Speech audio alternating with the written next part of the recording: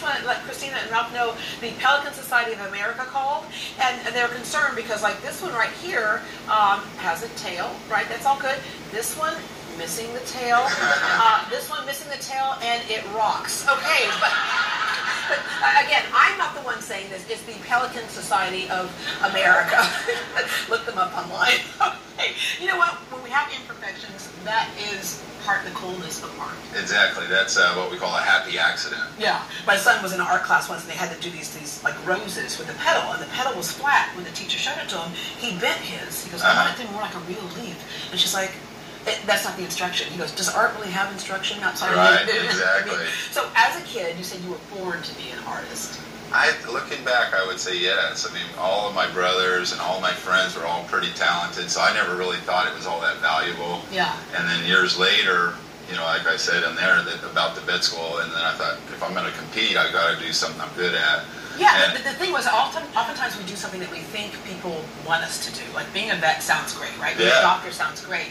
But you think you can't make a living at something that you love so much, like art, and you can. Yeah, it's amazing. I've been doing it for 28 years now. Yeah. So when you were 2 years old drawing on the wall, did it look better than the average 2 year old? Yeah, I was thinking about that. Actually, I got in a lot of trouble for drawing as growing up, you know, and then it actually turned out that it was a good thing. All right, so I'm going to finish a project here. So in the office, we can put our trio of pelicans. So sure. I'm going to paint the nose. Yep, and I got this brush loaded up for you. All right, there we go. Okay, let's see if I can do this part here without painting his eyes. And then while I'm doing this, oh, look at that right there. Oh, this is so much. It's therapeutic and fun.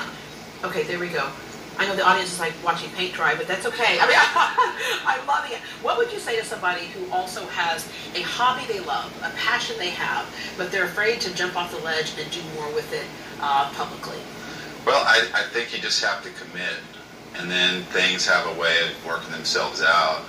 If you make the conscious decision to just go for it, you'll find that all of a sudden things just start falling into place. If you're really truly committed to it, it's kind of an amazing thing that you know, just being self-employed, you don't get paid on a Friday, but if you stay committed and you're working hard, then good things happen.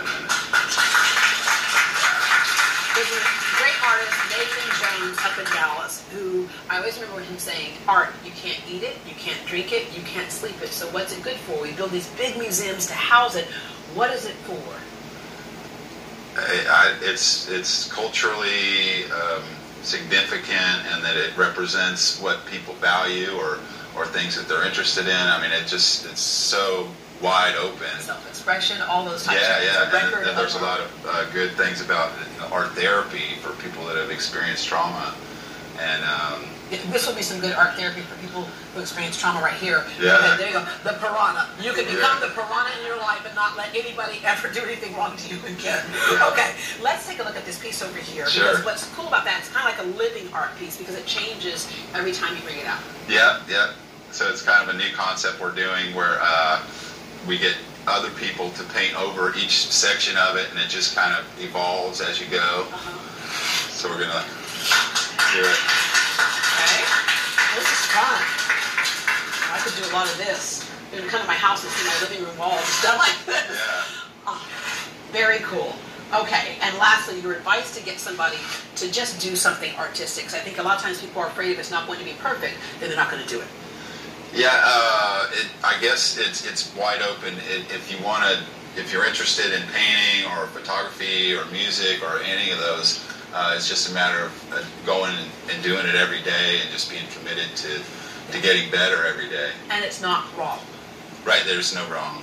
All right, thank you very much. Oh, you're welcome. Thanks for having me on. Very cool. You can make some bold strokes and explore your inner artist at the next Great Artist event with Michael Quinn. It is a collaborative painting experience held at Kahuna Joe's in Kemah the first and third Friday of each month from 6 p.m.